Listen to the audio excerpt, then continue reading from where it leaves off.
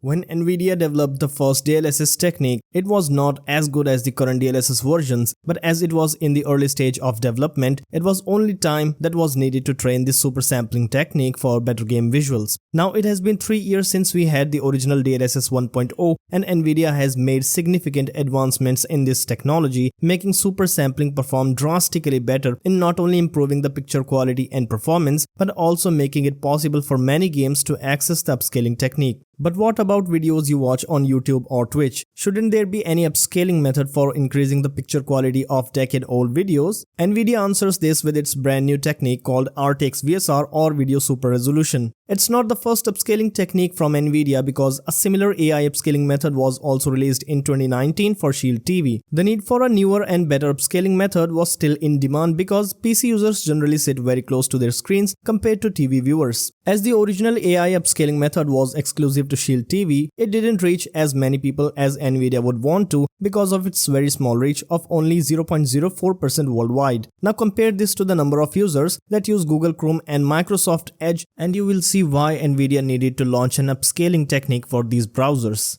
Google Chrome is the most used browser with over 2.65 billion users as of 2020, which is almost 1/3 of the total world population and still growing like crazy. Now, even though not every Chrome or Edge user is using a GPU from either the RTX 30 or 40 series, the number of users owning a GPU from any of these should definitely be much higher than the number of users owning an Nvidia Shield TV. The user base of these GPUs will only grow as time goes on, and Nvidia knows that the scope of VSR will only broaden as it continues to release new GPUs every other year. Now, even though on paper Nvidia RTX VSR looks like a groundbreaking technology, it is not as good as Nvidia showed. It's understandable that upscaling techniques like this don't get too far the first time, but there are a few problems that would probably make VSR chase DLSS for a good amount of time before it can come close to its capability. In reality, there are a lot of differences between DLSS and VSR, but they still share a common goal, which is constructing a poor quality image into a better one for higher resolutions. Even the training method for both techniques has one thing in common, which is the artificial intelligence. But if you understand how each of these techniques is trained, you would come to realize that there is a lot of differences than you may assume. To understand this, we have to look at the factors that go into DLSS and VSR. DLSS or Deep Learning Super Sampling is actually way more advanced than RTX VSR when we see how it works in video games. The DLSS technique uses a spatiotemporal upscaling method where every pixel of a frame is super sampled and motion vectors from the temporal feedback are taken into account for tracking the pixels and objects that leads to better stability and correct reconstruction of the image. Not only DLSS analyzes the current frame data for upscaling the image, but also analyzes the previous frames in the game engine, which allows DLSS to understand the frame details, motion vectors, and depth buffers for a more accurate upscaled image on a higher resolution. Nvidia RTX VSR, however, is missing temporal feedback, which is perhaps a crucial feature for the correct reconstruction of the frames. Even though VSR should be able to analyze the current and previous frames, the absence of temporal feedback makes it much more difficult to understand how each pixel should be processed for the next frame. DLSS and VSR are completely two different technologies where the former uses the game engine data, but the latter can only use input resolution video frames. According to Nvidia, RTX VSR uses a deep learning network for upscaling and reducing compression artifacts in a single pass. What VSR does is that it first upscales the frame for a higher resolution, and with the help of AI, it generates a residual image for that resolution. All this occurs simultaneously, and after it reconstructs the details, it superimposes the residual image on top of the standard upscaled image. With RTX VSR upscaling, you should expect introduction of artifacts that is generally caused by video compression, and these problems basically include blocky compression artifacts that are present in the form of large pixel blocks that take away the details from an image and ringing artifacts that appear as bands near the edges. So theoretically, with RTX VSR, your images should be sharper at the edges and should eliminate blocky artifacts when the image is upscaled. However, it only sounds good in theory because the frames in videos are constantly changing the positions of objects, which needs tracking. Unfortunately, RTX VSR works on the spatial upscaling method like most CNN-based super resolution algorithms, and therefore cannot use consecutive information such as tracking the objects or pixel movements. Even if it tries to adopt the optical flow-based methods for estimating the correct motion like that which is used in DLSS 3.0, the final frames will contain artifacts and blurry phenomena due to trying to mix several motion compensated low resolution frames. This is exactly why DLSS 3.0 has an artifact and ghosting problems, which tries to create additional frames in order to provide a smooth animation. Moreover, RTX VSR doesn't take the depth buffer into account, which would help the upscaling technique understand the depth of objects in 3D space from a particular perspective. So essentially, VSR lacks the ability to understand the objects in an image in detail, which theoretically won't produce as impressive results as you would expect from a much more capable DLSS. Well, there is a proposed solution to this, but we will take a look at it later.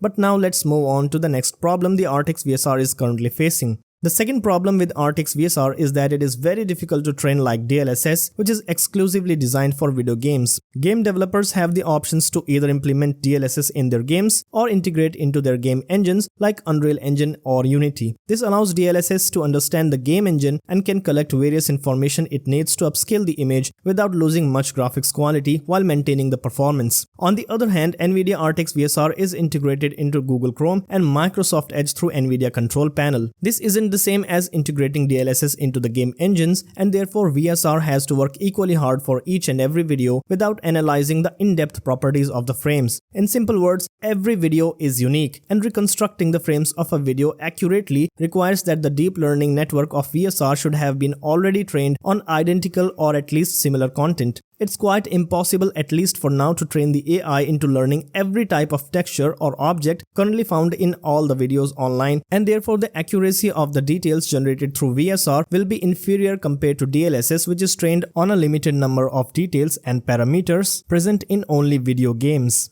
RTX VSR still delivers satisfactory results, but it looks like it is doing the job better when applied to simple images. Consider this small example of a text which is enhanced significantly when VSR is applied. VSR also works phenomenally when used in anime or cartoons because there isn't much to work on except for sharpening the edges for the most part. It still works decently in videos featuring more detailed textures and adds to the clarity by redefining the textures and adding more sharpness. But this is the max it can do right now, and in some instances it shows some side effects like AI weirdness or can even introduce noise. In this example, RTX VSR doesn't automatically create the missing stairs but instead blurs it through the noise because it can't understand what should be placed there because the original frame contains a lot of blocky artifacts. Therefore, even though VSR is developed to eliminate these, the frame quality should not be very low. This also shows how misleading NVIDIA's own example was, where VSR seems to not only fix the ringing artifacts but also creates textures out of nowhere. By no means you are going to get such impressive results even if you own the fastest RTX GPU and put the VSR quality to the max.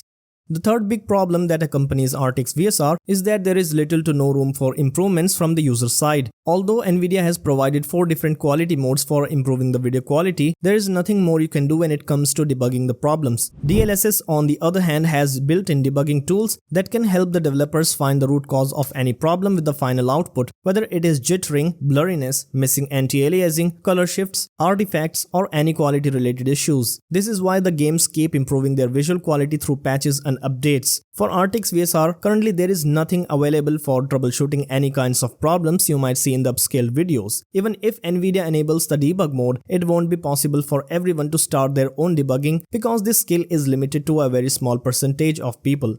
Coming to the fourth and final problem I see with the RTX VSR is its inability of working offline. I think it's not a major problem right now because RTX VSR at least covers almost all types of videos on Chrome and Edge except for DRM protected content, and it might come to offline media players in the future. But in case you want VSR to work in your offline media players, then fortunately there is a video renderer by the name of MPC that can do a similar job with a recently added mod called MadVR that lets it use NVIDIA RTX Super Resolution feature for offline videos. As tested by some users, MadVR is actually doing a better job in controlling the noise and sharpening in videos. For instance, check out this still frame taken from a video that clearly shows that the standard RTX VSR has a lot of noise going on, but MadVR fixes this problem by giving a little blur to the objects. It also outperforms the RTX VSR, as you can see by analyzing the stairs that look more detailed with the MadVR.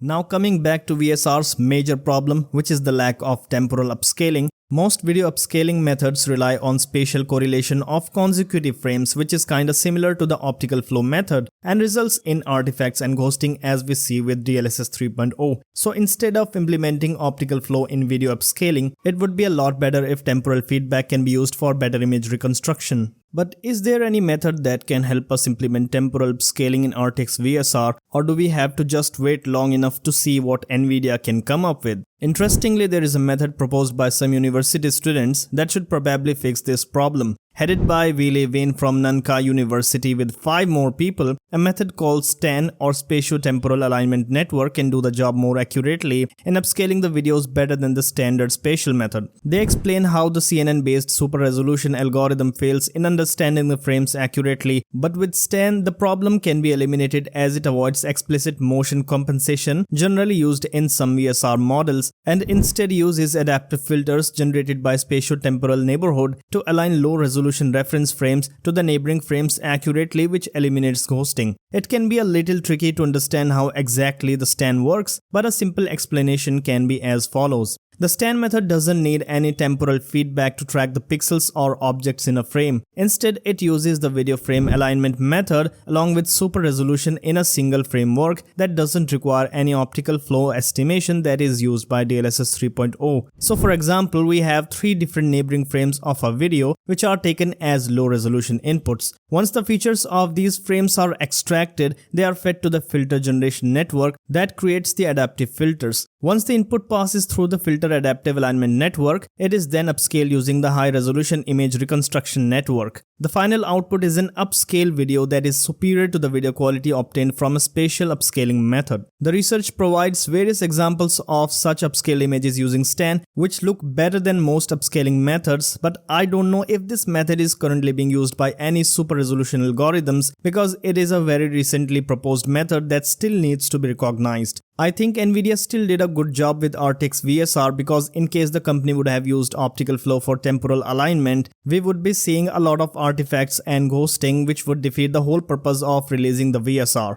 At least for now, it can upscale simple videos in a way that makes them sharper and defines the edges of the objects to reduce the blur. Being a complete newbie in the field of understanding the upscaling method, I just hope that STAN becomes actually beneficial for reconstructing low resolution videos that should produce better results than the current version of RTX VSR. That's all I had to say about RTX VSR, and if you found this video informative, then please give it a like and share it with your friends. I would also appreciate it if you subscribe to the channel if you are new here. Now, as I mostly make videos on latest PC hardware stories, I'm also planning to make in-depth analysis videos like this every month. So it would be great if you can support the channel by just turning on the notifications. You can also follow me on Twitter, the link can be found in the description, and I will see you in the next one.